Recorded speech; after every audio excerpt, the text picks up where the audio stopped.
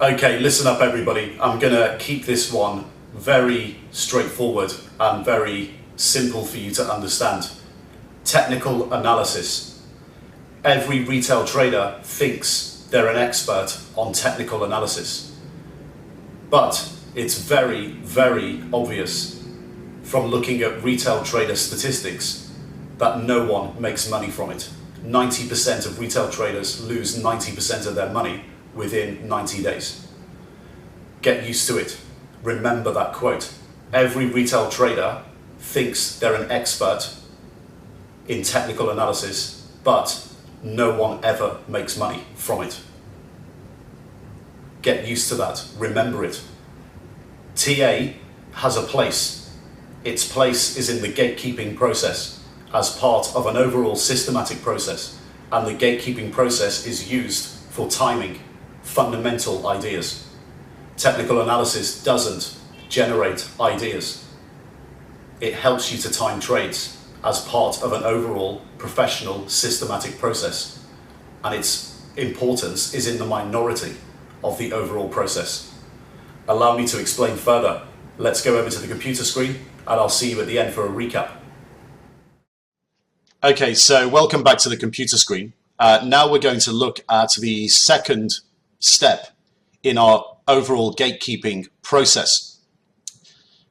We're going to look at technical analysis. Now, we need to remind ourselves first the gatekeeping process, what it's all about, in order to understand fully where technical analysis actually fits into the overall systematic process as used by professional traders and hedge fund managers. So gatekeeping, as you may recall, is the exercise of putting a barrier between your ideas as a trader and your real capital. So if you recall, in the overall process, we have our idea generation phase. This produces our ideas in Forex. Then we have a stage of gatekeeping, which is to time these ideas better. And then we overlay this, once these positions become real positions, with risk management. And when we've traded out of these positions and we've either made a profit or a loss, we then have our self-awareness statistics or trader metrics in order to measure our performance. And technical analysis is part of the gatekeeping process. Retail traders often get this very wrong and think that technical analysis is a tool for generating ideas. It's not. It's part of a timing mechanism in order to time your fundamental ideas better. And the main reason why we have a gatekeeping barrier is because everybody thinks when they produce an idea that all of their ideas are great. It's only very human to assume this, because you may have spent a ton of time generating your ideas, and then you believe at that stage all of your ideas are really good and you've fallen in love with your ideas, and you go and put the trade on straight away, and then you might be stopped out. What do we mean by stopped out? Well, we'll come on to this more in risk management later, but essentially you've, for example, bought a currency pair and you've decided if it trades at a certain level below the price that you've bought it, you're just going to trade out automatically.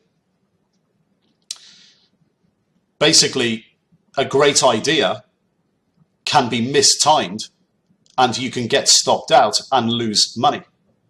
And this is the worst thing as a trader that you can do. It's the worst feeling in the world. When you have a fundamental view, for example, to go long, and then you're proved to be right in the long term, but in the short term, you get stopped out, or you trade out at a lower price and you just lose money. Now, when you actually have a bad idea and you're wrong and you lose money, you obviously haven't missed an opportunity. You're just wrong. So imagine if you buy a currency pair straight away, it goes down, you trade out, and then it goes back up again. Well, in that situation, you've got a good idea and you've been stopped out, and there's probably no worse feeling in the world if you've been proved to be right, but you lose money. With a bad idea, if you have a gatekeeping process, then you may avoid the trade altogether. So instead of buying it, then being stopped out and losing money, and it just continues going lower, with a gatekeeping barrier, you may have never actually gone into that position in the first place, because by having the barrier, it stopped you putting the trade on. So what we're trying to do here is stop ourselves from putting good ideas on that are mistimed, and then we're proven to be right in the long term, but we actually end up losing money, which is the cardinal sin, or just putting on bad ideas altogether. And this is why a trade idea is treated as an idea only at this stage. It's not yet a trade. We don't fall in love with our ideas. What we have to do is apply technical analysis and price action indicators in conjunction with our commitment of traders reports to stop us doing anything stupid, so mistiming a good idea or getting into a bad idea, period. So a potentially good trade is not just what you think is a good idea. Now, you've just got to make sure that you get the principles here of where technical analysis fully fits in to a professional trader, hedge fund, systematic process. Because in the retail trader market, often perpetuated by people with conflict of interest, technical analysis is confused with a tool that provides trading ideas or themes. Technical analysis doesn't give you ideas. The vast majority of technical indicators follow the price of the asset anyway, and are therefore backwards looking in nature. And some even claim to predict the future using historical data or past price movements. Now, it's not obviously a useless tool. It does have its place in an overall systematic process, but to simply rely on it to give you trade ideas is completely flawed. As too is relying completely 100% on fundamentals.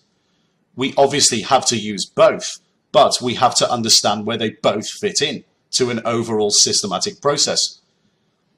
Fundamentals generate your ideas, and ideas are just ideas unless they're timed correctly. So we have to use the fundamental idea generation process, get our predisposition, and then use the gatekeeping process to time our trades better. And technical analysis is just one part of the gatekeeping process. And as we mentioned earlier, the 80-20 principle of spending 80% of your time and 80% of your resource and energy on fundamentals, generating the ideas, and 20% on your gatekeeping process. So technical analysis is by far in the minority of an overall systematic approach. So don't confuse this as a retail trader with a tool that generates ideas. Ideally, what we want to be doing is committing capital, deploying capital to ideas that agree with our fundamental views. And they stack up fundamentally and technically and from a price action perspective. So they stack up fundamentally and they stack up from a timing perspective. So technically and from a price action perspective. So we're looking at our commitment of traders reports. We're working out whether technically in the commitment of trader reports, our idea stacks up in terms of timing. We're using technical analysis in terms of timing and price action for timing as part of a gatekeeping process. What we want is all the planets aligned, so we're basically stacking the odds further in our favor. Now, when you're applying technical analysis, it's always good to have a system in the back of your mind as to how you treat technical analysis, and when you pull up a chart, what it actually says to you, how you actually decide whether you're going to deploy capital to an already fundamental idea, fundamental predisposition. And a good way of thinking about it is to think of TA as a traffic light system. So, for example, let's say you have a fundamental predisposition that you want to be short Aussie dollar, US dollar, as we have in our example running through the video series. And when you pull up the chart, you realize that your idea, although you think it's good, the timing is probably wrong. So, for example, the trend is looking against you at this moment in time. Now, obviously, you don't then go long Aussie dollar, US dollar, because your fundamental predisposition is short. What you probably do here is just don't trade. It's always an option not to have a position. You just don't trade. And you keep your idea on what we call your watch list. Your watch list is a list of all the fundamental ideas of whether you want to be long or short as a fundamental predisposition. We're going to be coming onto watch lists soon when we look at price action. What about if you are in that situation where you're looking to be short Aussie dollar, US dollar, and when you pull up the chart gives you a signal which says your timing is looking very, very good, and your fundamental predisposition as short, now the timing is right. So basically your idea is good. So you always think your ideas are good. Of course, that's just the way everybody thinks. Your idea is good, and technically the price action and the chart is in your favor. So for example, if you have a trend or breakout or breakdown in the chart, well, in this situation, you need to think of this as a green on the traffic light system, and you look to trade, you look to commit capital. And what about somewhere in between? So let's say you pull up the chart, you want to be fundamentally short Aussie dollar, US dollar, and your idea looks from the chart like it's starting to play itself out, but it's not very convincing. Well, for example, this could mean that the trend is starting to turn and it may or may not continue. Well, this is a situation where you could potentially consider trading. So we look at it as an amber on the traffic light system, and you keep this one on your watch list and maybe take a half position or starter position in the trade. So you don't go up to your full position size, you put on a small position. So we're going to go on to gross exposure limits later and position limits later within risk management to see what that really, really means.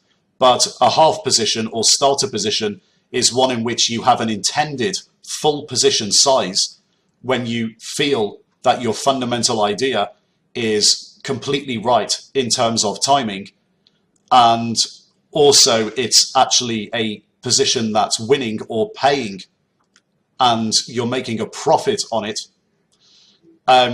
That's when you actually go in and have full positions. But when you're not convinced fully, you're basically having a starter position or half a position. So you need to think of this in terms of a traffic light system when you pull up charts. Do I trade or do I not trade? Or do I consider trading? So the traffic light system gives us a simple way of breaking things down. Now, I just want to highlight here, again, some of the big mistakes that we want to avoid when we're using technical analysis. The big mistakes retail traders make all the time. The first one is getting a trade idea from a chart. Getting a trade idea from a chart and then working backwards. Then using fundamentals to justify it. you basically haven't done the work properly. You've done it the wrong way round. You've been lazy by looking for a chart to give you an idea and then seeking out confirmation bias, looking for fundamentals to justify it. This is a very, very lazy approach, and you're just going to get found out. You'll either get found out by the market and you'll lose money, or eventually you'll just get found out by professional traders if your objective is to go and work in the industry and they're critiquing your processes. So one of the biggest mistakes, getting a trade idea from a chart, then using fundamentals and confirmation bias to justify it. You just haven't done the work. It's lazy and you're going to get found out. Next one, going short of an asset that you're fundamentally bullish of because the technicals short term are looking bearish. We've been through this and it's one of the stupidest things you'll ever do. Imagine you get to this stage, you're fundamentally bullish of a currency pair.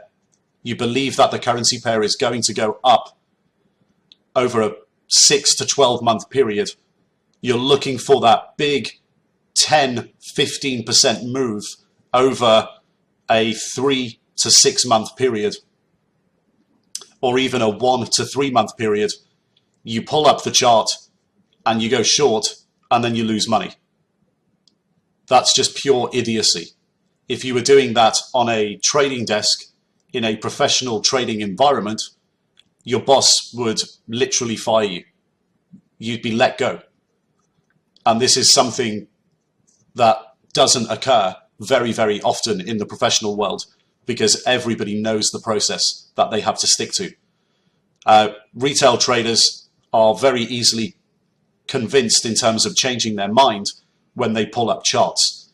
The chart is just a pictorial representation of the fundamentals to this point in time. And it's used as part of an overall systematic process to enable you to time your trades slightly better.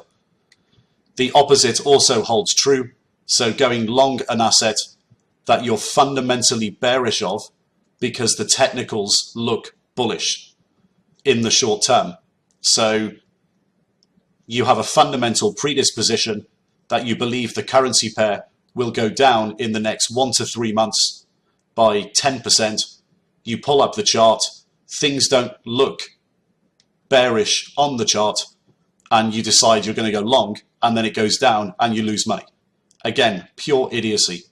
That's dumb money, retail trader behavior. It's awful. It's again something in the professional world that you'd absolutely be fired for. So understand where technical analysis fits into an overall systematic process and see charts for what they are. The charts are just all the price data that we've been looking at in the past, represented pictorially. And we need to use it in the right part of an overall systematic process. Now back onto fundamental predispositions. I just want to highlight this overall process again. So there's absolutely no confusion as to where technicals fit in a professional trading systematic process. You have your fundamental predisposition of bullish or bearish, and technicals are there for timing and timing only. Technicals do not give you a trade idea. Don't let a chart of past price action change your mind. We've realized why now, because if you lose money because you've gone the other way to your fundamental predisposition, because you've pulled up a chart and you've seen short term that it looks like it's going in the opposite direction to your fundamental predisposition, and you lose money, it's the stupidest thing you will ever do as a trader. Technicals can also be used to tell you what you probably shouldn't be doing, just as much as what you probably should be doing. So when we looked at the traffic light system, we know at this stage we have our fundamental predisposition, and we have a red on our traffic light system, a don't trade. Technicals therefore tell you what you probably shouldn't be doing. So if your fundamental predisposition is you want to be long a currency pair, and you get to this stage where you pull up the chart and it looks like short term it's going to go down, then don't trade. The technicals are telling you that you probably should just wait. So they're telling you just as much as what not to do as what you probably should be doing. So when the technicals are going in your favor. So you need to look at this both ways. They tell you to trade, and they also tell you not to trade. They can also allow you to look at the chart and be confused. So you're not exactly sure which way to go because of the timing. Of course, in that situation, if you're not feeling fully confident, you don't have to trade. It's always an option. But you might decide to put on a small position because of your fundamental predisposition at this stage. So going into our technical analysis checklist, what are we actually going to be looking at? Well, we're going to be looking at a 14-point technical checklist. And the beauty of this overall process is that if you think you're an expert on technical analysis at this stage, you can actually add more indicators into this part of the overall systematic process. What's important, first of all, is the overall process. And secondly, the technicals that you're using is that you actually interpret them correctly. So you can add more technical indicators if you want to this area of the overall systematic process and to technical analysis within the gatekeeping process. So first of all, we're going to be looking at trending pairs. So whether we have upward or downward trend. We're going to be looking at ranging pairs. So undervalued or overvalued currency pairs. We'll be looking at reversals, continuations. We'll be looking at volume. However, volume we've actually already covered in the commitment of traders reports. So we won't cover it here. Commitment of traders reports covers volume because it covers the financial futures contracts and the activity of those financial futures contracts. So when you want to cover volume, you just go back to your commitment of traders reports. And we're going to be looking at momentum indicators. So we'll be looking at RSI and simple moving averages. So the first technical analysis indicators we're going to be looking at for timing purposes are trending pairs. And what we're seeing here, if you pull up a chart like this, is a trending currency price upwards. What we've got is more demand than supply in the market, and buyers are paying ever increasingly higher prices. Now this basically, when you pull a chart up, if you have a fundamental predisposition that's bullish, this confirms your bullish view. So if you see an upward trend, it's confirming a bullish view, and you would probably get a green light on the traffic light system, and you would be looking to commit capital. Subject, of course, to our other technical analysis checks of our overall checklist. But as stated earlier, the technical analysis and the way we look at it within the gatekeeping process, in the way that we know its place in an overall systematic framework, the technical analysis indicators can also tell you what not to do. So if you get a red on the traffic light system, as we looked at previously. So imagine now if you have a fundamental predisposition that's short, and you pull up the chart and you see this on the chart. Well, what this does is actually deny your bearish view. We have an upward trend and a pretty well-defined trend, as we can actually chart a trend line. And buyers are paying ever increasingly higher prices, and the trend is well-defined. What you'd be better off doing if you come into this situation with a fundamental predisposition that's bearish, and you pull this chart up, or the chart looks something like this with an upward well-defined trend, you'd be better off waiting for it to break trend. So if, for example, we were at this stage and it actually broke through the well-defined trend line, or in the future, if it breaks through the well-defined trend line, we can look to go short, because the odds will be better or more in our favor with the tailwind of a technical breakdown of the trend. So a trending currency price upward confirms bullish views and gives the green light to commit capital, but denies bearish views, and fundamental bearish predispositions can be put on the watch list until the technical situation changes in your favor. But what about if we have the opposite situation, where we have a currency pair that's trending downwards in value? So we have a downward trend. Well, we've basically just got the opposite situation as before when we looked at upward trends. We've got more supply than demand in the market, and sellers of the currency pair are accepting ever decreasingly lower prices. And this basically is the opposite to our upward trend in terms of our committal of capital. This confirms a bearish fundamental predisposition and gives us the green light to commit, because we have sellers accepting ever decreasingly lower prices. The technicals are on our side, so the wind is blowing in the right direction. But it also denies a bullish view. So if you come into this situation where you have a fundamental predisposition that's bullish, you'd be better off sticking your fundamental idea on the watch list and leaving it until this well-defined downward trend is broken to the upside.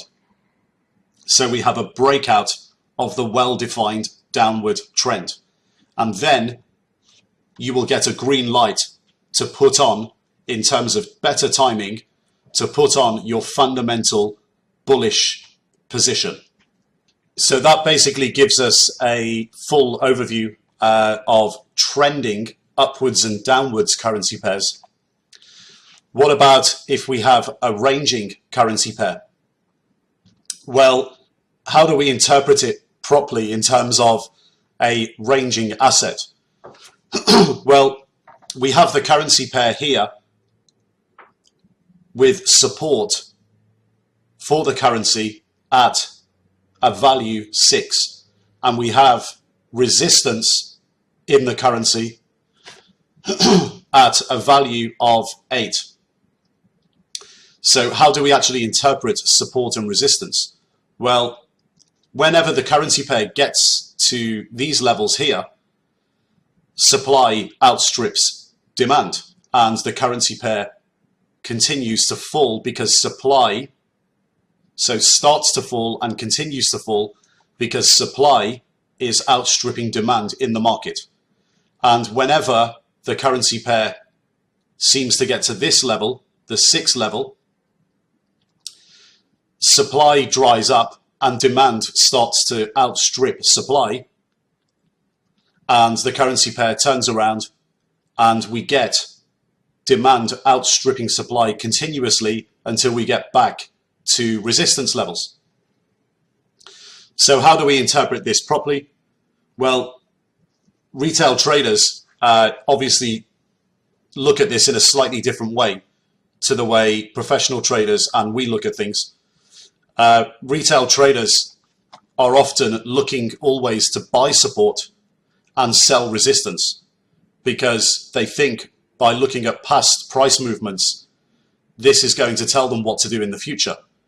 Well, what if you short resistance and it breaks through resistance? And that's the only information you've got in a currency pair, which is the past price information on a chart. And that's how you're making your decisions. Well, you can actually go and short resistance, it breaks through and then actually falls back through again and you get stopped out. What can also happen, obviously, is you short it on resistance and it just goes through and you continue and the currency pair just continues to go up. And it's going up for fundamental reasons. So obviously it's a very one-dimensional, stupid thing to do in terms of trading. If that's how you make your decisions on whether to take positions, it's just slightly educated gambling. What about if you are a momentum player and you decide, if it breaks through, I'm going to buy it. If it breaks through resistance, if it breaks through support, I'm going to short it. Well, you've got no fundamental predisposition, first of all, so you're just shooting in the dark. And you're looking at past price information as some sort of guide for future information and taking positions on it. If that's the way you're making decisions, then obviously that's gambling as well. So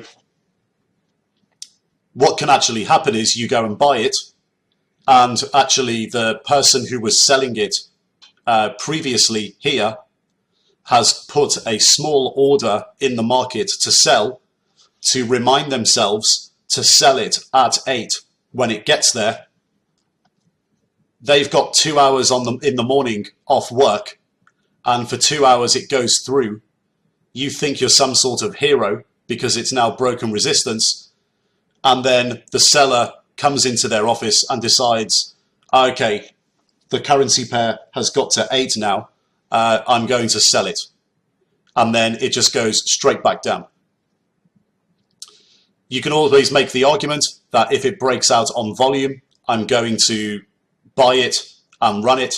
And if it closes above there at the end of the week, I'm going to buy it and run the position because it's then officially broken out. But it's obviously a very one-dimensional way of deciding how to take positions and deploying capital, and it's just lazy. Because if you can get the data, which is all publicly available information out there on the internet, as we've shown you, and it's free, you can quite easily, if you've got the time, get fundamental predispositions and use technical analysis in the correct way, which is to time fundamental predispositions.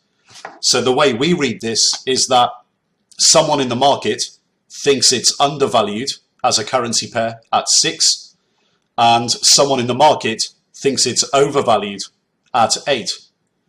And the point is this: the valuation they put on a currency pair is all based on past information, so past fundamental information. If we have a fundamental predisposition to go short here, and it's at resistance and it turns, we might want to take a starter position because it's ranging. So if we're turning here, it shows that there's a range or potential range in place. We take a starter position, and if it doesn't break down through support on the next move, then we're just keeping our starter position and waiting for that to break down.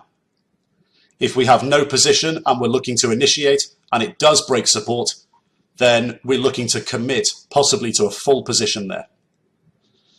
If we're the opposite, we use the same principles. If we're bullish on the currency pair and we see the range put into place and we see it bounce off support again, we may take a starter position on the way up. If it breaks through resistance, we may add to that position because we're now winning, we're making money, and also the wind is blowing in the right direction. We have the momentum. If we haven't taken a position and we're looking to initiate and it breaks out through resistance, we may commit fully to that trade. But we have to have our fundamental predisposition before. Now, the opposite holds true. Let's say you're bullish, you have a bullish predisposition, and you see the currency pair turning in a pretty well-defined range, coming off resistance. Well, you'd be silly to have a starter position there. So it's denying your bullish view in terms of timing. So you stick it on the watch list and you wait. If it comes down here to support and it breaks support, you stick it on the watch list and wait. And if you're bearish, the opposite holds true. If you see from a well-defined range and your fundamental predisposition is bearish, a bounce off support, you'd be pretty stupid to take a starter position here. You'd be better off waiting till it actually came off resistance, as we mentioned previously. And additionally, if you have the fundamental predisposition and it's breaking through resistance, you'd be better off not trading.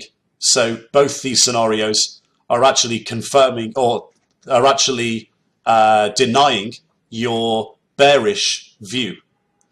So in these situations, you get a traffic light red and you're sticking them on the watch list and you're waiting for better timing to enter your fundamental short on the currency pair.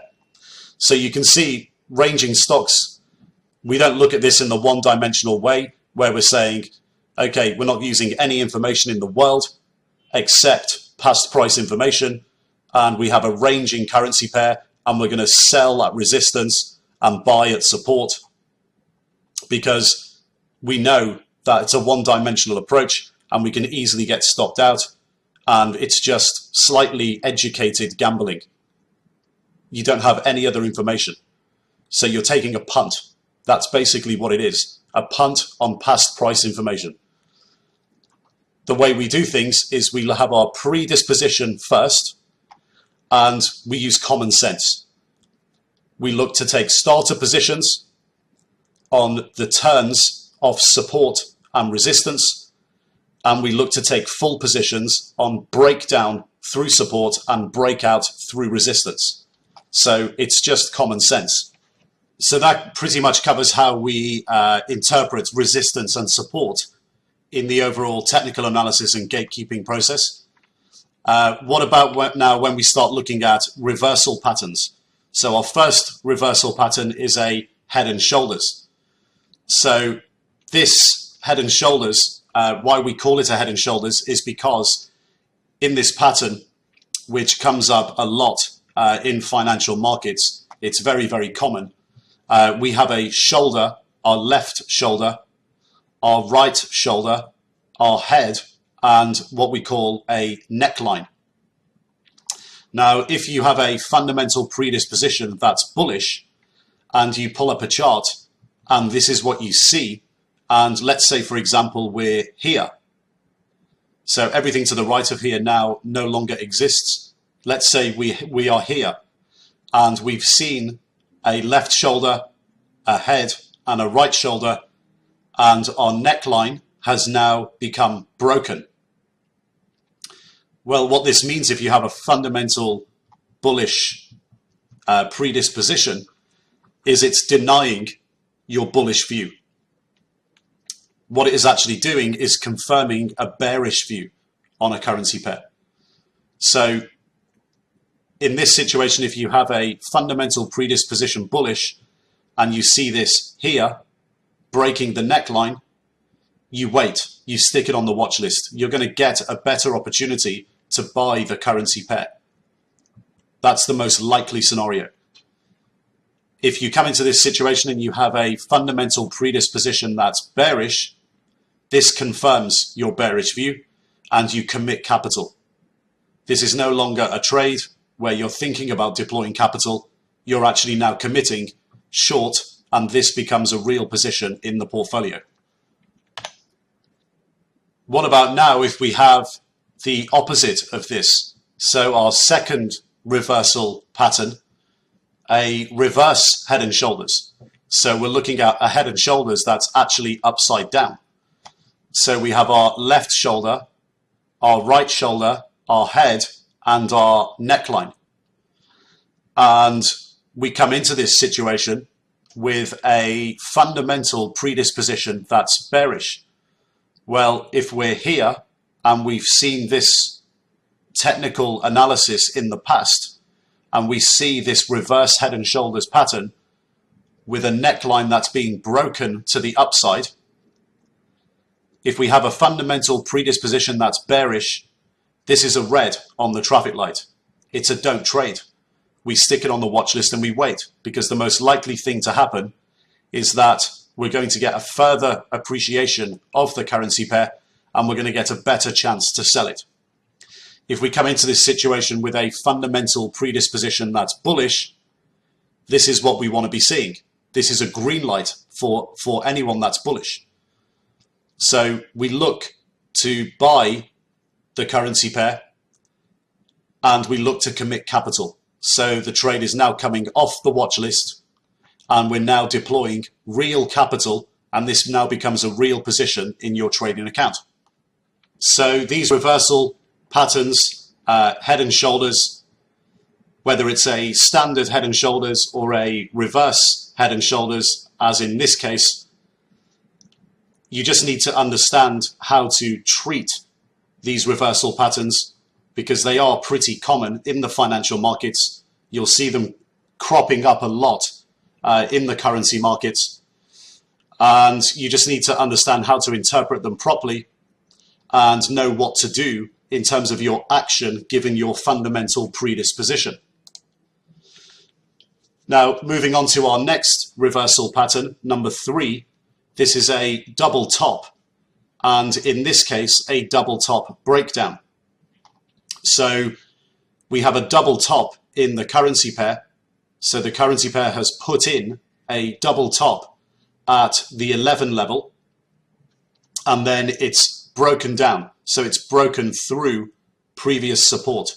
So this is a very similar analysis to our range trading currency pair that we were looking at earlier. Basically, the currency has hit resistance at 11 2 times and then broken support. This obviously confirms our bearish view, but denies a bullish view. In this instance, we have a reversal pattern where we have a double bottom, but then we have a failed breakout and a breakdown. Basically, the currency pair has found support twice at the 7 level here. It's broken out, but then failed to continue to break out. So the breakout has failed. Now, in this instance, if you come into the chart and you open it up and it looks something like this, if your fundamental predisposition is bullish, then this obviously denies a bullish view. But it also denies a bearish view, because the currency doesn't have any technical direction. So there will be instances where you won't be able to do anything, whether you have a bullish predisposition or a bearish predisposition. Again, this is about interpretation and knowing what to do given your fundamental predisposition, and always keeping the traffic light in the back of your mind. So red, don't do anything, watch list. Green, commit capital. Amber, possibly trade. Maybe have a starter or half position and add to it later when there's significant technical direction. So one could argue that maybe you have a starter position here. Again, this is slightly subjective in that it's just common sense. If you're very confident in your fundamental predisposition, then in this situation, having a small starter position or a half-size position could be an option. But it's overall definitely denying a bullish view and denying a bearish view. However, we may look to trade on a starter or half position. But in these scenarios, it's more likely we're probably just going to stick it on the watch list and wait. We will wait for a better entry into the short. So reversal patterns are pretty common in currency markets. Again, you just need to know how to interpret them and how to treat them given your fundamental predisposition. Now, what about continuation patterns? Well, continuation patterns are fairly straightforward. Here we have our first one, a bullish flag. And the way this works is overall we have an uptrend. So you can see this currency pair has gone from 5 up to 1150. So the overall trend is the currency pair is going higher. However, as it's going higher, we have a pause in the price before it breaks out and continues. That's why it's called a continuation pattern. These are also very common in currency markets. And the two things you need to be looking for here is the channel that it's put in and the breakout of the channel, but also the high of the channel itself. So this is the dashed line. If you see these patterns and you come in with a fundamental predisposition that you're bullish, a breakout from the channel is favorable to take a position, and a breakout through the high of the channel, the previous high of the channel, is also favorable to add to the position. Again, if we come into this with a fundamental bearish predisposition, if we see this and we're around this point here and it breaks out to the upside, breaks to the upside from the channel, we'd be stupid to short the currency pair on this breakout. We'd be better off waiting for better timing and trying to short at higher prices. Also, if we're in this position here and it's breaking out through the previous high of the channel, we'd be better off waiting for higher prices. So this continuation pattern, as we see it, depending on where we are in the moment in time, generally confirms bullish views and denies bearish views. Now what we have here is our second continuation pattern, which is a bullish pennant. And a bullish pennant has got the same theory behind it as a bullish flag in the previous example, except the currency pair doesn't range downwards in a channel. It converges as a triangle and then breaks out. So we treat it in exactly the same way in terms of having our fundamental predisposition and confirming or denying bullish or bearish fundamental views as the bullish flag. We treat it in exactly the same way, except when we see these patterns, we know that it's a slightly different setup. So we term this as a pennant rather than a flag. So the two most important areas that we have to look out for are the breakout of the pennant here and the breakout of the high of the pennant here. So we treat it in exactly the same way. If we come into this situation with a fundamentally bullish predisposition and we see a breakout of the pennant, this confirms bullish views. If we see a breakout through the previous pennant high, that confirms bullish views. And the opposite for fundamental predispositions that are bearish. If you see this situation, it denies a bearish view. And if you see this here, a breakout through the previous high of the pennant, that denies bearish views as well. So again, you just have to interpret this properly. So you should always treat bullish flags and bullish pennants in the same way. Now we move on to continuation pattern 3, the bearish flag. This is basically just the reverse of a bullish flag. So our first continuation pattern, we have an overall downward trend in the currency pair from 9 down to 1. And as the currency pair is going down in the overall trend, it pauses and trades within an upward sloping range before it breaks down and continues. So if we're here, for example, and we have a bearish predisposition and we see the channel break to the downside, this is a green light for us on the traffic light. We're looking to commit capital here. Also, our second most important area is the low of the flag in the bearish example, the low of the bear flag. If we see at this time the currency pair breaking through the level of the low put in previously within the channel, this is also a green light. So if we already have a position and we have a fundamental predisposition that's bearish and we see this, we're probably adding to the position. If we don't have a position, we're probably initiating. Now, if we come into this situation with a bullish predisposition, we see either of these, this is a red, we're not trading. So overall, the bearish flag confirms bearish views, but denies bullish views.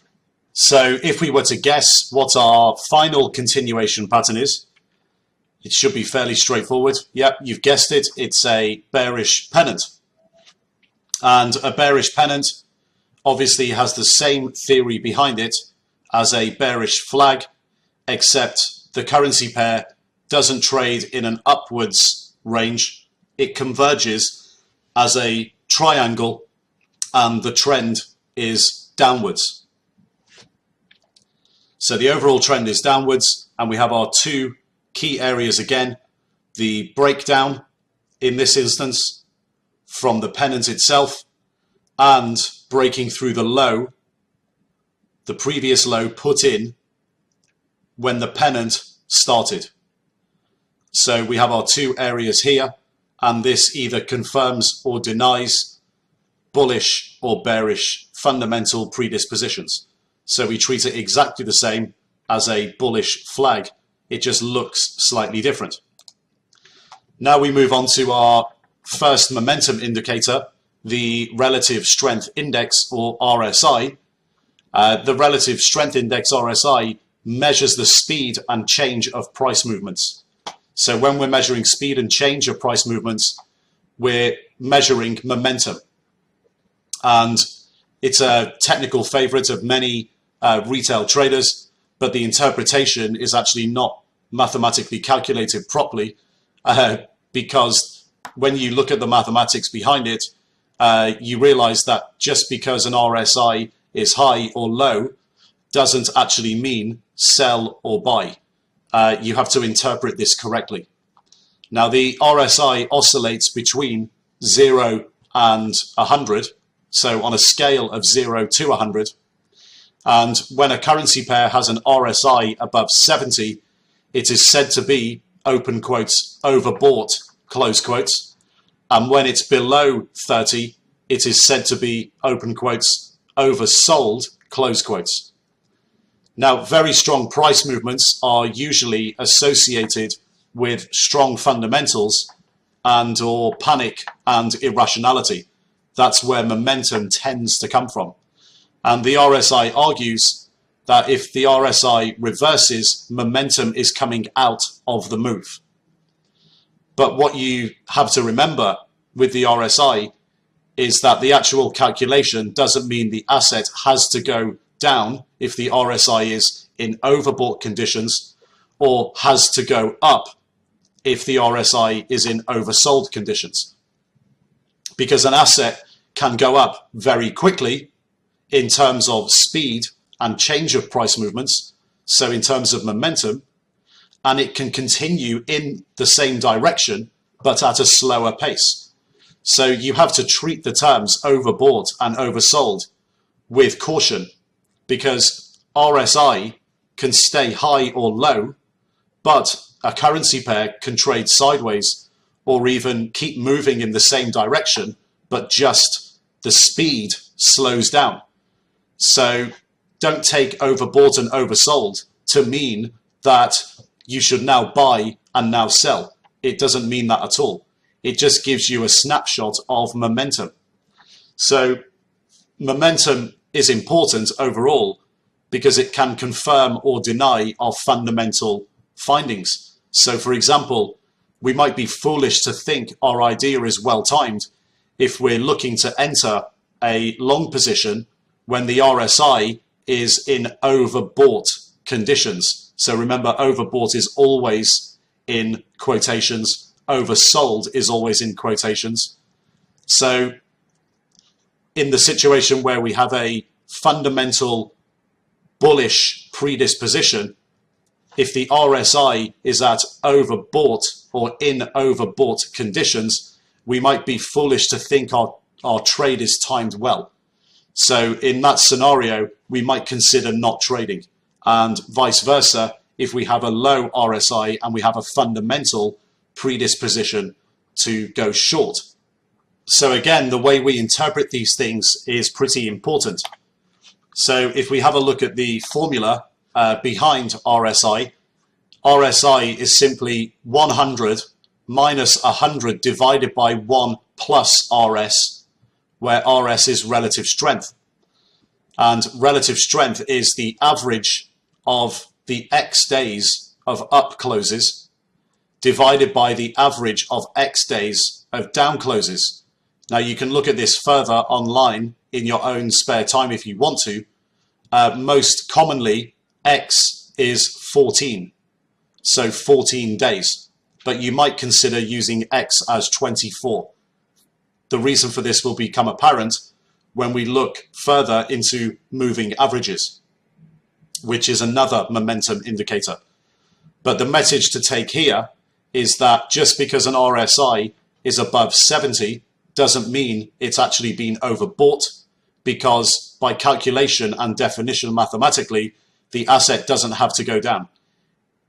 It just means that it's gone up quicker than it can continue going up, and it might go up a little bit slower. But the point is here that it can continue going up, or it might just go sideways. And the same if we have an RSI below 30 and it's said that the currency pair is oversold. We need to know that that term doesn't actually mean it's oversold and we should buy it, because it measures momentum. It's got to oversold conditions because the currency pair has gone down quickly, so the momentum has been quick. It doesn't mean that it has to go up. The momentum can come out of it and the RSI can go down, but the asset can actually still go down or even trade sideways. So you have to interpret these things properly. So if you want to spend a little bit of time going online, having a look at this formula and working it out properly, be my guest to do so. You'll see that this is the case. The relative strength index measure, the RSI, when we consider it as a technical analysis indicator in our overall systematic process, actually ends up being useful more times to us as a technical analysis indicator that denies our fundamental predispositions rather than confirming. So we're looking for timing always in the gatekeeping process. We're using technical analysis indicators, and this particular indicator, the RSI, it basically might put us off short term from putting a position on if we see the RSI in overall overbought or oversold conditions, and we might just wait for a slightly better price point. But The key here is obviously understanding that momentum may come out of the currency pair when it's overbought or oversold, but it doesn't mean it has to go in the opposite direction. It can still go in the same direction, but just slower or trade sideways. So we're going to move on to our next momentum indicator, number 2. We're going to look at simple moving averages. And here, many of you might actually want to look additionally at exponential moving averages.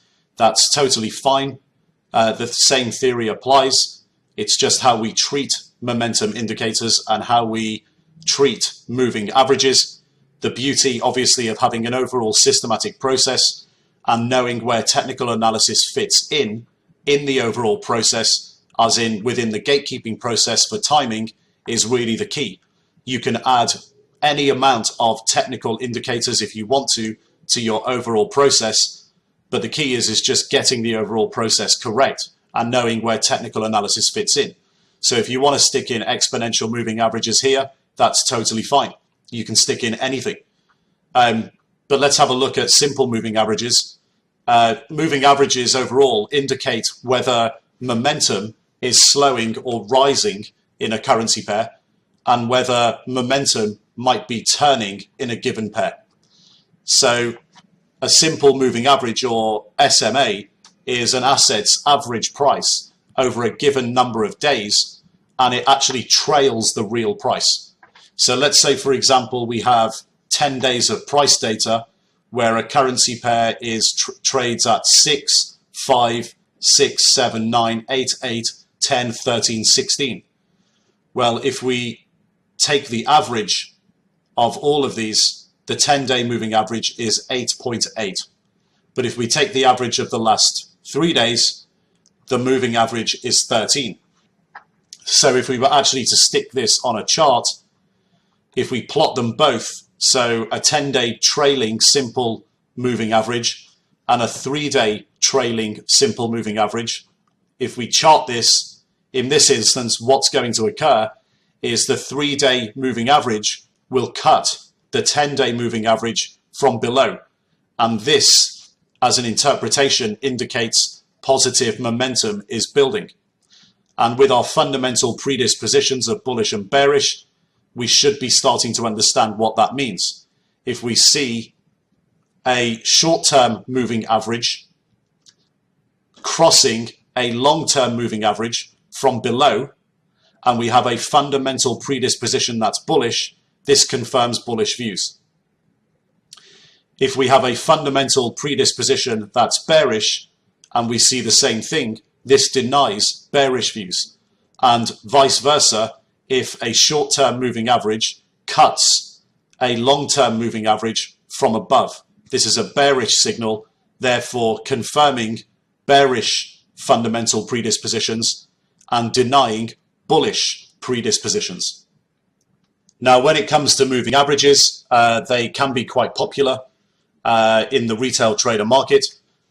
Just remember that obviously average price is trailing the actual price, and that the price of an asset is the most important thing. The average price is trailing it.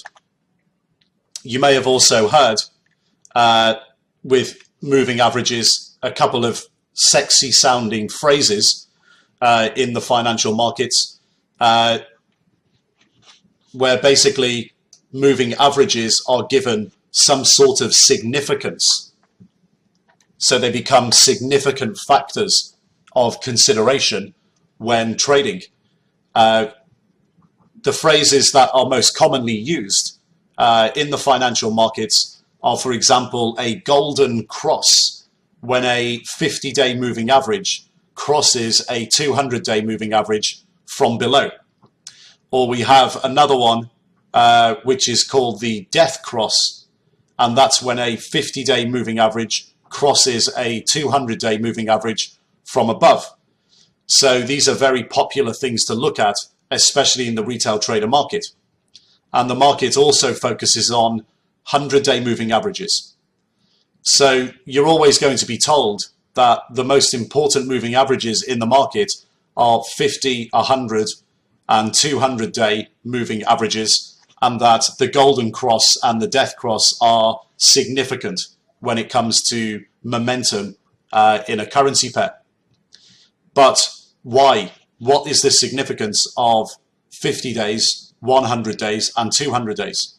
Why not, for example, 49 days, 99 days, and 199 days? Why is 50, 100, and 200 important? What does it mean for currency markets? Well, it's actually a trick question. There is no significance whatsoever. The Forex market trades for 6 days a week. These numbers are completely arbitrary and pushed and perpetuated by market participants with conflict of interest in order to make people trade. There's 6 days in a week for currency markets. So let's have a look at the numbers that really matter for moving averages.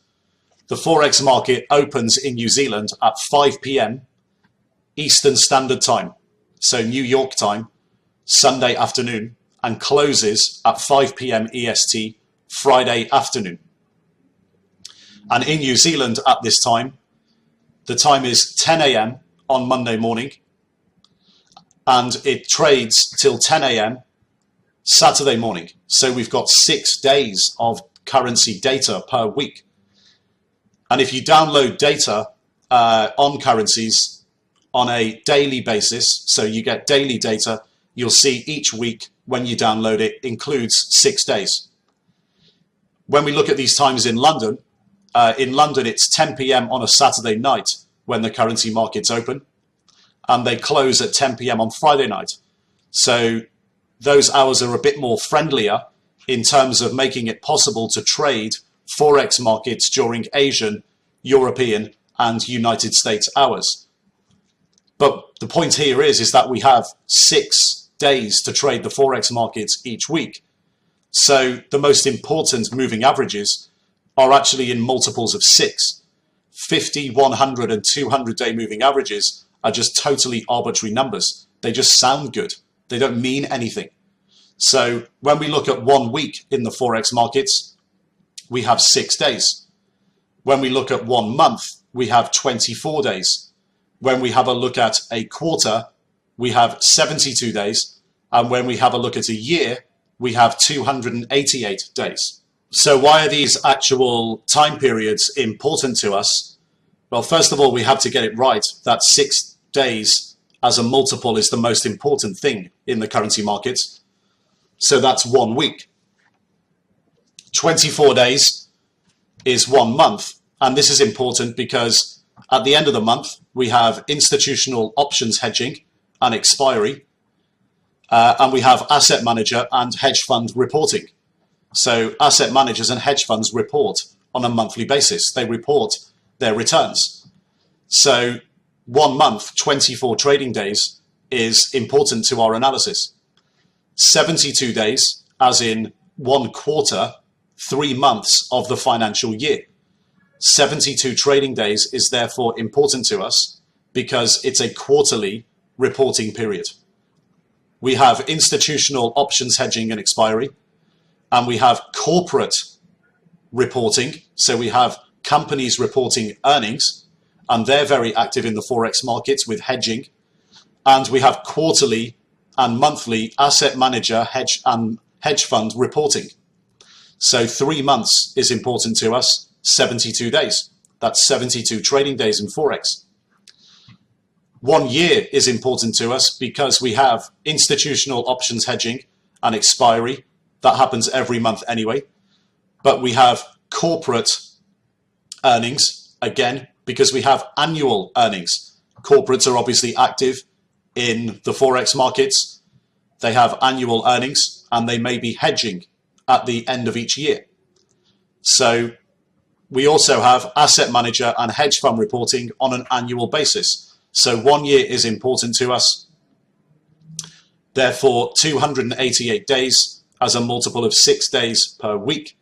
288 days is our important moving average in terms of looking at a 1 year moving average. So what we need to look at here is moving averages of 6 days, 24 days, 72 days, and 288 days, because these are the most important numbers to us.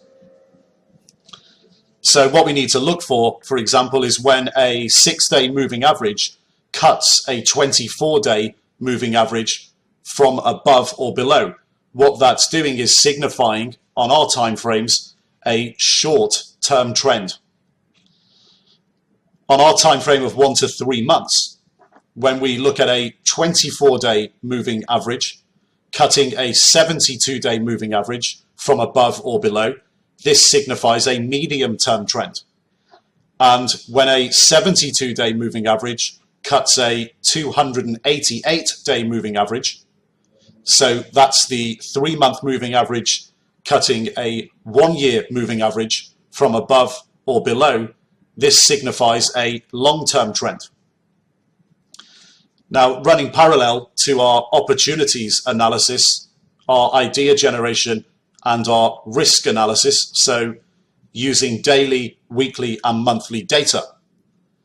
This is exactly why we only use daily and weekly charts, complemented by daily, weekly, and monthly technical analysis. So if you remember, right at the beginning in the foundation of the video series, we were looking at daily volatility, and we were looking at weekly and monthly volatility. And we got to our optimal 1 to 3 month time horizon. And if we want to look at volatility in this way, then we're not obviously looking at hourly charts. We don't want to look at a 1-day chart and look at, or look at 1 week and look at hourly timeframes. What we need to do is obviously line up our volatility analysis and our technical analysis and make that run parallel to each other. So running parallel to our opportunities analysis, our idea generation, and our risk analysis is us using daily, weekly, and monthly data, daily and weekly and monthly charts. And this is what we do. We line up technical analysis and volatility analysis, and we make sure we're looking at the same thing. So when it comes to our overall analysis of volatility and technical analysis, and we're looking at the 1 to 3 month time horizon on our charts, what we need to do is overlay our long-term charts and have included on the charts our 6-day moving average, our 24-day moving average, our 72-day moving average, and our 288-day moving average. And we look for clues in momentum that's positive or negative in order to confirm or deny our bullish or bearish fundamental predispositions. Now let's have a quick recap before we go back over to the trading desk for a full recap. Gatekeeping is the exercise of putting this barrier between your ideas as a trader and your real capital. A great idea can always be mistimed, and you can get stopped out and can still lose money. So what we need to do is apply technical indicators like COT reports, technical analysis, and price action indicators to stop us doing anything stupid, mistiming a good idea, or just getting into a bad idea, full stop. Now, don't confuse again technical analysis with a tool that generates trade ideas. Stick to your fundamental predispositions. If the technicals are not ready, they're not ready. You just have to wait. You could just be too early. Stick it on the watch list and wait for the technicals to confirm. What we're looking for, so a potentially good currency trade, is one that's a tradable currency pair, so in our tradable set and available on brokerage platforms, with the long side indicating or scoring high inflationary conditions, the short side indicating or scoring deflationary conditions, and the timing is an amber, so a starter or half position, or a green light, full position. That's given by our analysis of the technical indicators, so the COT reports plus TA and price action that we're going to look at now. So a potentially good trade is not just what you think is a good idea. the market has to think so too. We want the market on our side, and we want to time good trades or good ideas correctly. Let's go back over to the trading desk now for a full recap on technical analysis. Okay, so welcome back to the desk. What we're going to do before we conclude and recap everything on technical analysis and where it fits and everything through the gatekeeping process, what we're going to do is go over to the computer screen, and we're going to look at the technicals at this moment in time for the Aussie dollar, US dollar, so the example that we've been using throughout the video series.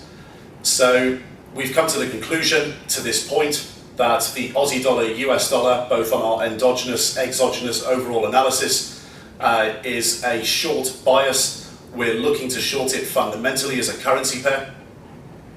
We've entered the gatekeeping process.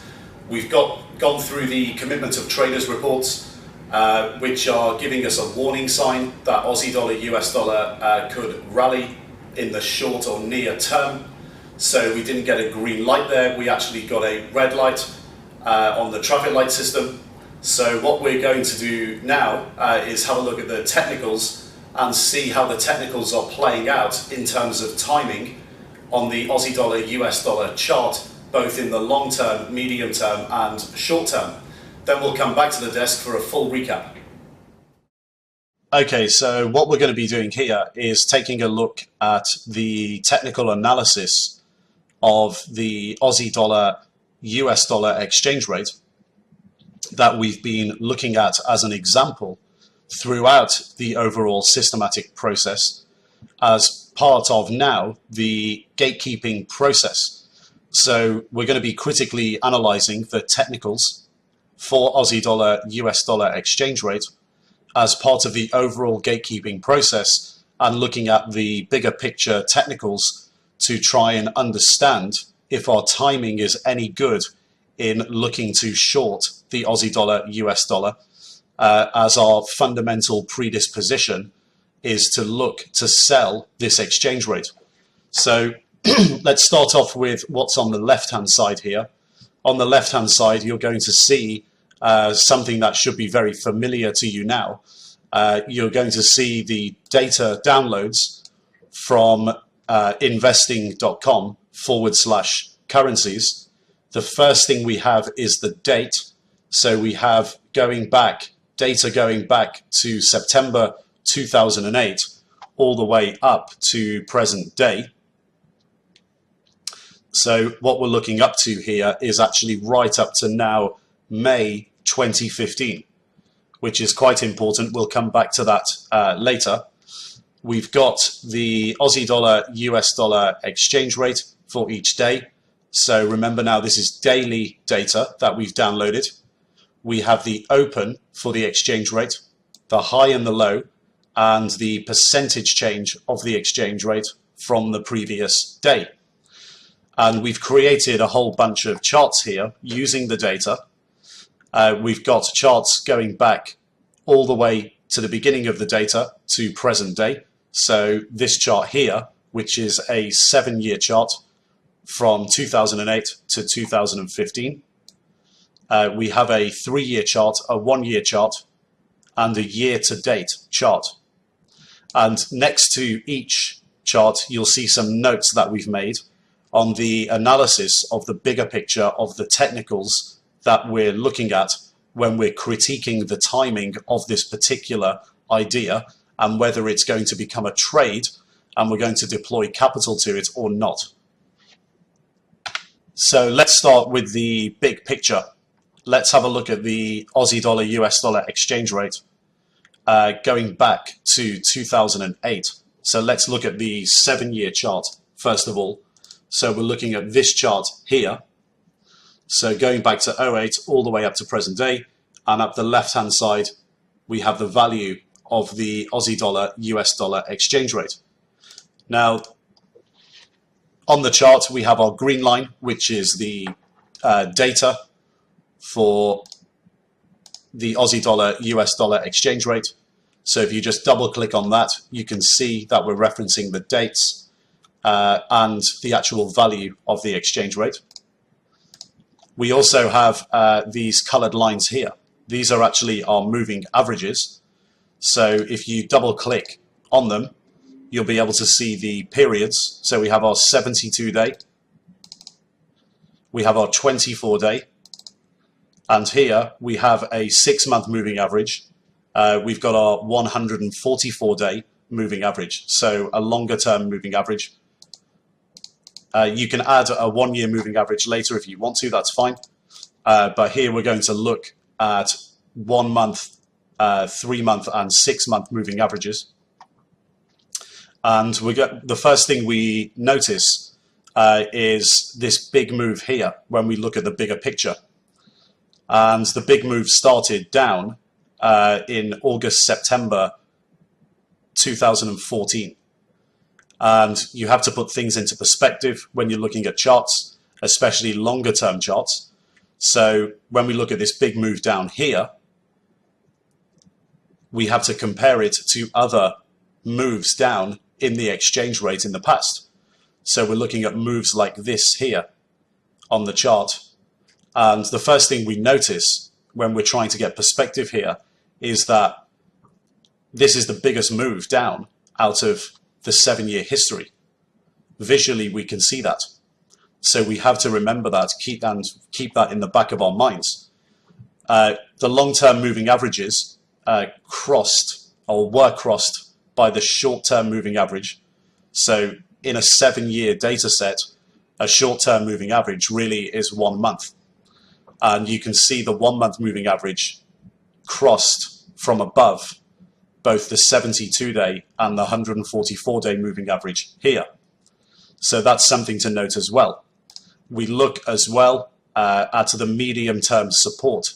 So we take note here that we have a medium-term support level that was put in around the end of 2013, and that this is around the 87 level. If you want to zoom in on the data, you can find out exactly where that is. But this is the exercise of getting the big picture right and understanding the bigger scenarios and bigger trends. So we're building up a picture of the Aussie dollar, US dollar here. We notice this support level broken in November. And that's medium-term support on a 7-year chart. Long-term support, we see here. We see that around April, May 2010, this support level was put in by the exchange rate at around the 81 level, and that was actually broken in Jan 2015. So we're picking up a few things here that, you know, if we're looking to go short this exchange rate, we have to take note of these bigger picture moves and understand longer term what the big picture looks like. So we can move on to look at a shorter term chart. So if we scroll down and look at the 3-year chart, what are we noticing here? Well, the first thing we notice is that in the last 3 years, so since May 2012, the overall trend has been down. One thing you can do if you want to work out what the overall trend is very quickly, you can just select the data of the chart. You can right mouse, click add trend line, and you can just plot a linear trend line. And we can change the color here. So let's change this to red, and we can thicken it up. And you can see the overall trend is down. So that tells us something. In terms of technical analysis, this is always a good thing, that if we're looking to go short, for example here, that we get an overall confirmation that the market is actually on our side. However, one thing to note is that over a 3-year period, it's not exactly a situation where we're coming up with a very original trade here. When you look at the in terms of timing, this trend is quite well defined, but it's quite old. You know, we're not getting in at the beginning of a trend here. This is a well-defined trend that's occurred in the past. Now, we have to look at the top to bottom statistics as well, so to get an idea of what we're playing with here in terms of percentage moves. Now, because Aussie dollar US dollar exchange rate is around 1-for-1 in the history of this this exchange rate, using points is a decent guide to percentages. With an overall lower trend, the top to bottom, we're looking at 106 down to 0.76, and we're near the lows here for the last 3 years. So we've got a 30-point move top to bottom and an overall well-defined trend that we're not really early to. It looks like we're coming into this quite late. So there's a 30-point top to bottom move. We have to ask ourselves the question here, have we missed it? Have we missed the best returns of this total trade? Additionally, once we start zooming in, we can see some recent occurrences where we've got a double or triple bottom put in around 76. And when we look at previous rallies, we can see, first of all, we have a rally here that's occurred recently. And when we look at past rallies to compare this, we see, for example, this rally here towards the end of 2013, beginning of 2014. This rally came from around 86 up to 92. So we're looking at a 6-point rally. We're looking here, for example, where we're going from 0.89 up to 0.9596. So it looks like we're getting previous rallies when this exchange rate does rally of around 6 big points. The current rally is from 76 up to around 79. So we've only got a 3-point rally there. So this could be another warning sign overall when we look at the bigger picture as well on the 7-year chart, that we could be looking here at the right fundamentals, so a good idea, but the timing potentially being bad. Now we can look at a 1-year chart, and the first thing we notice on a 1-year chart is that our moving averages have actually changed. So we're looking at more shorter term moving averages now. So if you look at the lines on the chart, our moving averages, the yellow line is our 6-day moving average. The red line is our 24-day moving average, and the blue line is our 72-day moving average. And what you notice right away in the near term is that the 6-day and the 24-day moving average have crossed recently the 72-day moving average from below. What you'll also notice is that there's some short-term resistance at around the 79 and the 80 level, and medium-term resistance in this entire sell-off in recent history around the 82 level. So if we scroll down now and just zoom in a little bit from the 1-year chart to the year-to-date chart, you'll see that we have a standard continuation pattern that we were looking at earlier, potentially of a bull flag. So we have the rally here from 76 up to the 80 level, and it does seem like the Aussie dollar US dollar exchange rate is bull flagging at the moment. So when we take all things into consideration here, when we're looking at the long term to the shorter term charts, the Aussie dollar US dollar as a potential short, we have our fundamental predisposition, but the timing as far as technicals go looks slightly off. Now if we think about the previous charts that we looked at, we had 6% rallies in the sell-off since 2012. So if we have a look at adding 6% to the low, which was 0.76 in this sell-off, so around here, we're looking at slightly above the 80 level, so 0.8056. So anything above that could be a good entry. So what we're looking for really is around 81 as a potential short, as long as the fundamentals are still in place. But if we do get a rally up to the, say, 82, even 83, 84 region, with obviously the assumption that the fundamentals remain, we will seek to enter a starter position. And obviously this analysis seems to corroborate with what we looked at earlier in the commitment of traders reports with historical lows in the net short positioning. So 81 and above, so the 6% rally off the low could be a good entry point. Combine this with a flip in the COT data, and this could be a really good opportunity to look at short entries. So the Aussie dollar US dollar exchange rate is really at the moment a hold off situation, and we're going to look to sell it at 81 or above, and if we can get away with it, 82, 83, and really, fingers crossed, if it rallies hard, we might even get 84, and that would obviously be even better.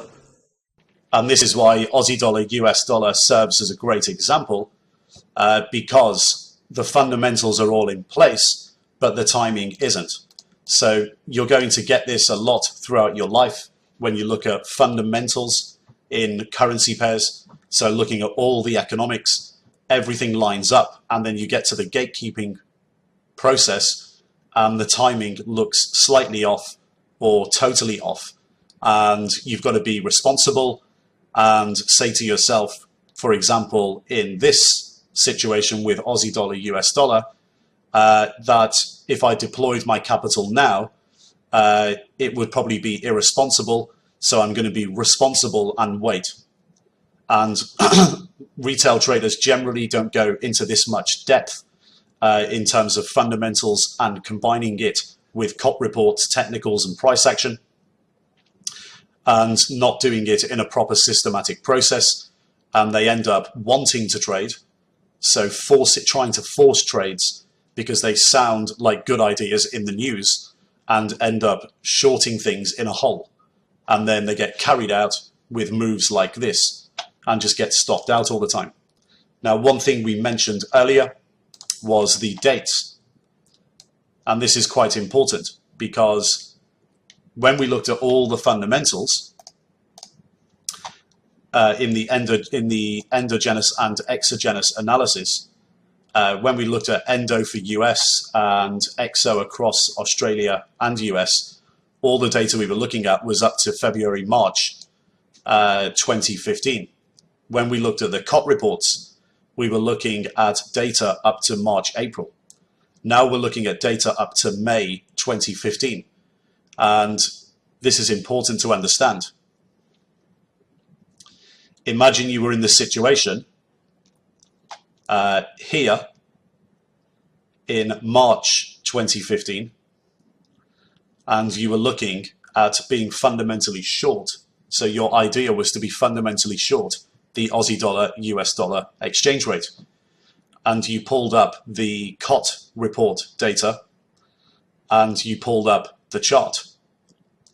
Now, what you will have seen is only up to this point. So somewhere in March. And what's happened? Well, the COT reports have actually told you that you would have been right to wait. And this is why COT reports are so useful, because the net positioning was at extreme lows in terms of being net short. So the language we use is might be a bit confusing. When we look at the net short positioning, the net short positioning was actually on historical highs, but the chart is on historical lows in terms of the net positioning chart itself, the negative number. So that chart is on its lows in the extremes, and the sentiment was so bearish that Aussie dollar, US dollar actually started to rally. And we've seen from we saw that in the COT reports in March, and look what happened. We would have been actually right to sit back and wait. And this is the beauty of having a gatekeeping process with this analysis in it, because over your lifetime, you can save yourself a lot of money, because who knows, Aussie dollar, US dollar being a short could end up being a really good trade, but right now it's just an idea. And if it was an idea at this point and you decided to wait just for 4 to 5 weeks, you could have actually taken a starter position in the high 70s rather than at 76. Combine it with technical analysis, you would have seen a low put in here, a rally, and you would have started to get a little bit concerned that momentum was changing and the COT reports were on their low. So this stuff works, and this is exactly why it's in the overall process at this point in the process and not the other way round. Don't get these things upside down. Don't look at charts and say, I've concluded that there's positive momentum in Aussie dollar, US dollar, so I'm going to buy some, and then try to look for fundamentals to justify the chart and the reason why you've bought something or shorted something. It's the wrong way round of doing things. Because what's going to happen is if it goes against you, you're just going to trade out because you've got no idea really why you have the position on at all. So there's no fundamentals behind it. Deep down in your gut, you know the reason why you've taken the trade is there's no real reason at all. So get it the right way round. Get the fundamentals first. You get your fundamental predisposition, and then you look for the timing. And here, you would have been right to hold off. And we may even be right here to hold off now and look for 82 to 84. So around the 83 mark is probably based on previous 6-point rallies and the technicals that are put in place throughout the history of the data that we're looking at. Around the 83 level is probably the right level to seek to take at least a starter position. And overall, if we take this approach, we're actually going to save ourselves a hell of a lot of money over our lifetime. Okay, let's go back to the desk now and conclude on TA. Okay, so welcome back to the desk. Obviously, we looked at quite a few technical analysis indicators there. We looked at overall 13 in that section. If you want to look at volume, you can obviously get futures contract volumes from places like CFTC, CME. So look for the overall futures contracts on currency pairs. But the best way to look for volume is in the previous section on COT reports, because you see the volume and you see the net positioning of the market. So we looked overall at 13. Our 14th is volume, which was in the previous section in COT reports. But with our list of technical analysis indicators, we did mention that you can add more if you want to. That's totally fine. The list is obviously not exhaustive.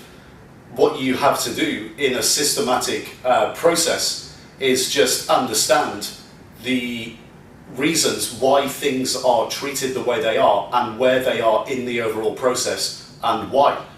And technical analysis, the most important things from a professional trading perspective is that it's a timing mechanism and it tells you which way the market is looking to go over certain timeframes.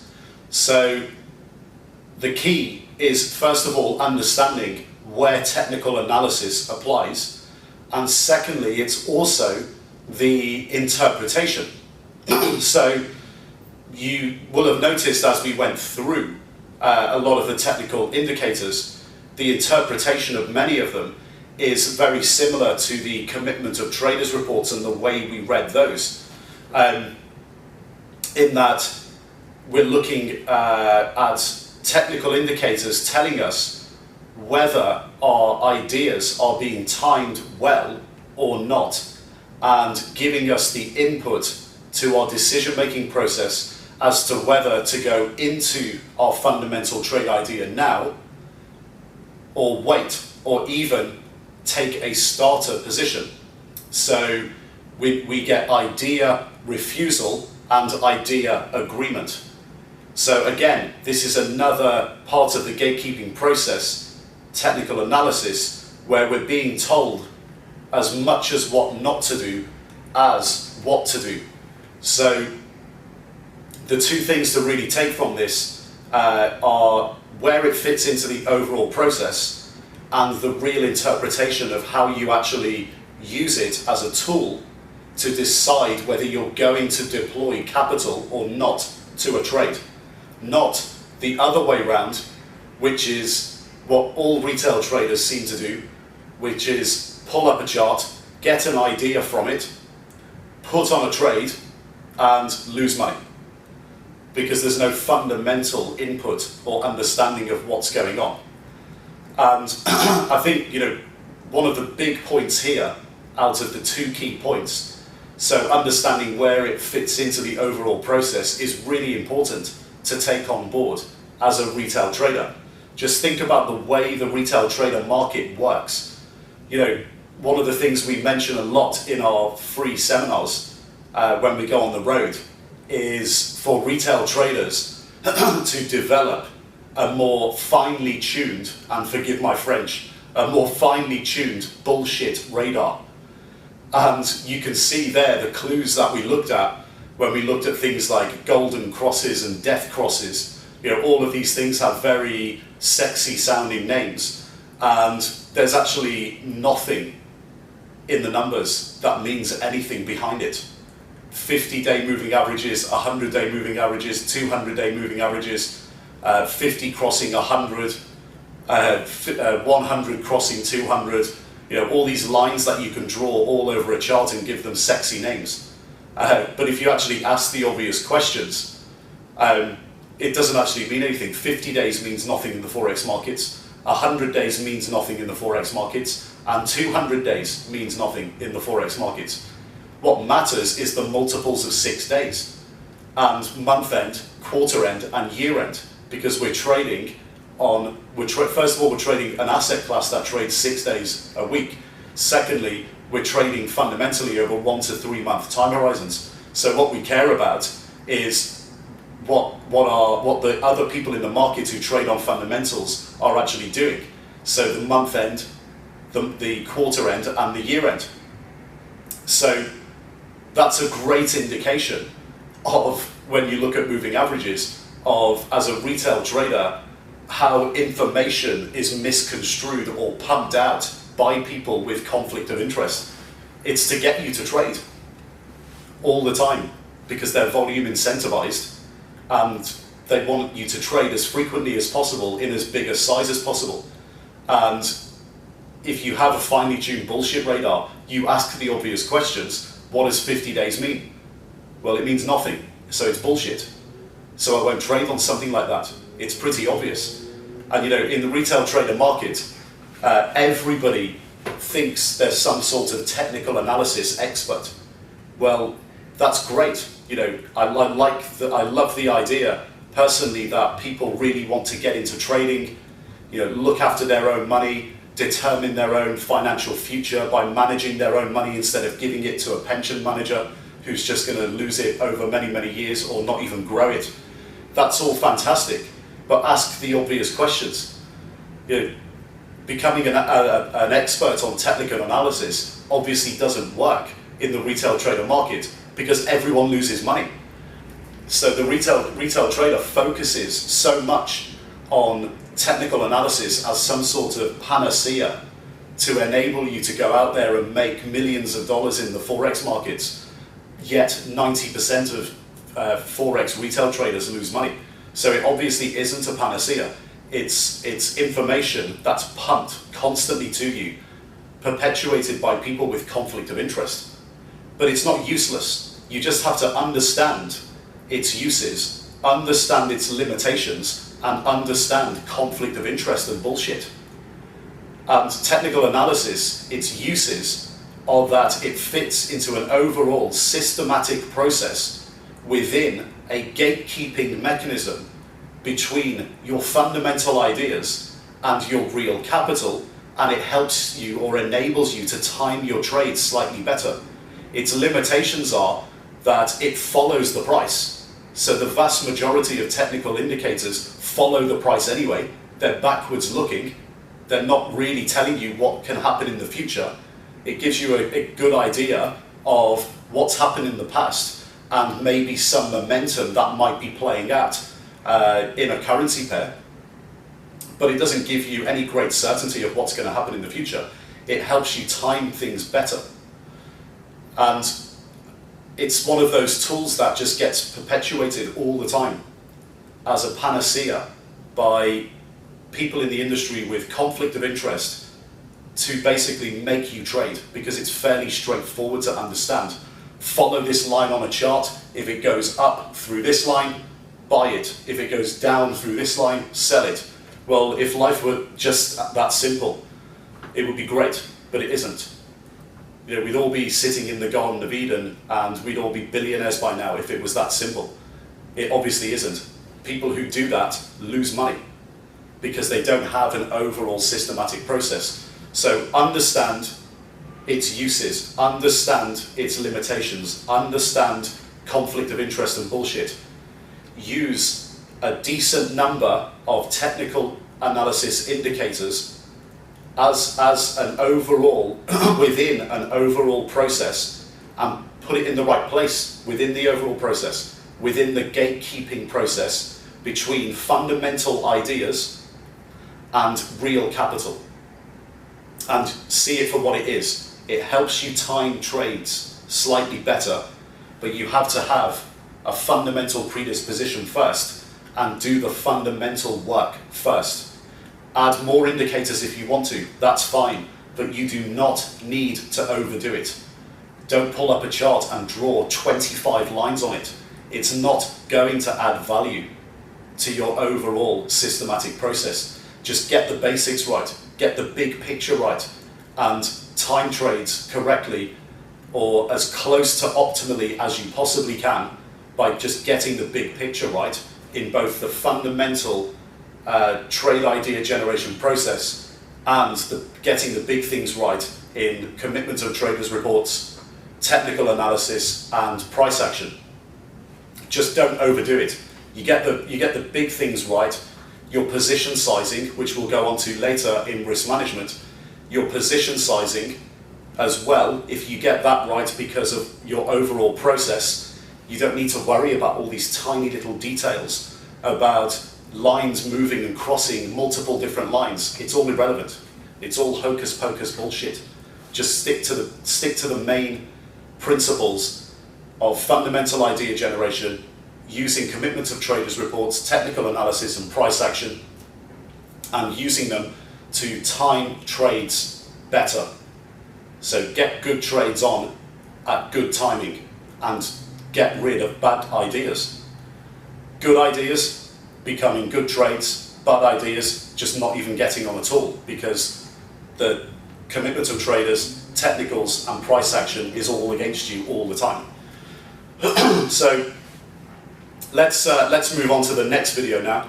Let's go over to price action, and we'll be looking at price action and watch lists. I'll see you on the other side.